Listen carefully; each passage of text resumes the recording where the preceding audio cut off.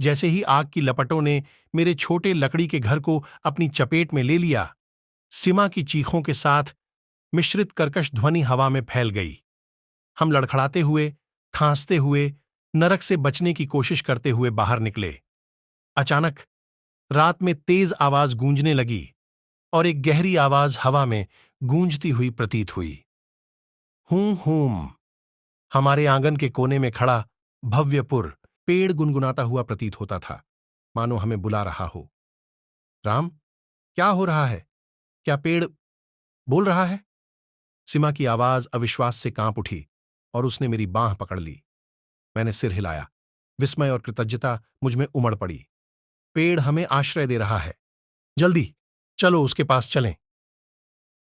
अपने दिलों की तेज धड़कनों के साथ हम विशाल पेड़ की ओर और उसके तने में एक गड्ढा पाया जो हम दोनों के लिए काफी चौड़ा था। पेड़ की मोटी शाखाएं हमें आग की तेज लपटों से बचने के लिए आश्रय देती हुई प्रतीत हो रही थीं। जैसे ही हम पेड़ के भीतर छुपे, विनाश से सुरक्षित, मुझे स्थिति की गंभीरता का एहसास हुआ। सिद्धू ने ऐसा किया।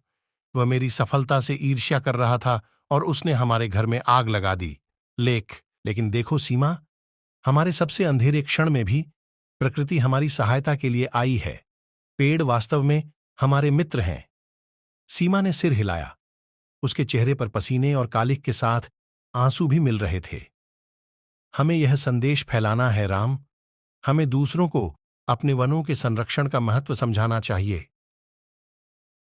मैंने उसे अपने पास रखा और महसूस किया कि मेरे भीतर एक नया संकल्प उमड़ रहा है। आप सही कह रही हैं सीमा। अब से हम न केवल पेड़ों को काटने से बचेंगे, बल्कि अपने प्राकृतिक संसाधनों के संरक्षण के महत्व के बारे में जागरूकता भी फैलाएंगे।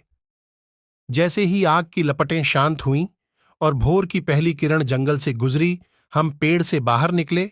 हमारी आत्माएं मजबूत हुईं और हमारा उद्देश्य स्पष्ट हो गया।